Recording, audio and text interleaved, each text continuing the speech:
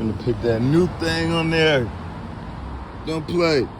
Look at this filter that they had on there. This is the filter I just got. You'll see right off the rip that they got this nut on there that help you take it off. And it's a little bit better for performance, you feel me, racing wise.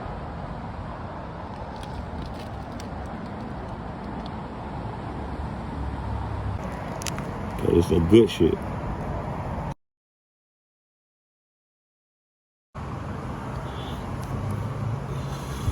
We done drained it. Put the drain plug back in. Put that oil filter on now.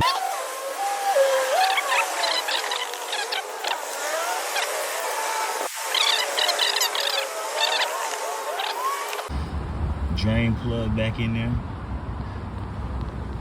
K&N oil filter, hand tight.